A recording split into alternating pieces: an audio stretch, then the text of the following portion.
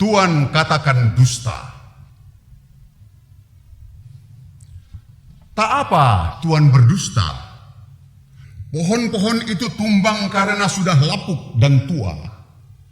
Meskipun semua bersaksi, kayu itu putus rapi bekas gergaji, bahkan ada nomornya pula. Tak apa, karena Tuhan adalah penguasa yang membuat putih jadi hitam dan yang membuat hitam menjadi putih jua. Tak apa Tuhan berdusta. Bencana bandang kayu gelondongan itu hanya seram di dalam TV dan medsos saja. Meskipun dunia bersaksi dahsyatnya petaka. Kampung hilang, jembatan hancur, kota-kota terkurung, nyawa hilang dan bayi lapar. Berminggu-minggu lamanya tak ada yang menyapa. Tak apa, karena Tuhan adalah penguasa. Tak apa Tuhan katakan, ini hanya bencana biasa saja. Jadi bukanlah bencana negara. Jadi tak butuh bantuan mancanegara. Meski dunia tahu di 18 kabupaten dan kota sudah 21 hari bantuan pangan tak ada. Ketika rakyat mau bicara malah kau tuding mereka adalah ancaman kepentingan asing.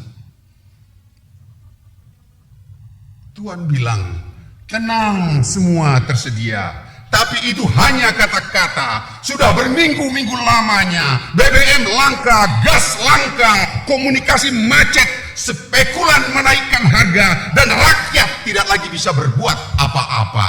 Masih juga kau katakan semua baik-baik saja. Sementara di Bener Meriah rakyat berjalan ratusan kilo menjual cabai merah ditukar beras untuk selamatkan nyawa anak-anaknya. Tak apa kalian bisa bicara suka-suka karena kalian penguasa dan kami hanya jelata, tapi kalian lupa. Ini adalah zaman di mana dusta direkam dalam ingatan semesta. Dan ketika ia diputar ulang sebagai fakta, maka kalian tak akan bisa lagi berdusta. Tak apa. Tak apa Tuhan terus-menerus berdusta. Di tengah keluh kesah, tangis dan doa kaum teraniaya. Doa mereka akan menggetarkan pintu ars di mana Tuhan bertahta. Tak apa Tuhan terus berdusta, karena Tuhan adalah penguasa. Yang putih bisa kalian hitamkan dan yang hitam bisa kalian putihkan.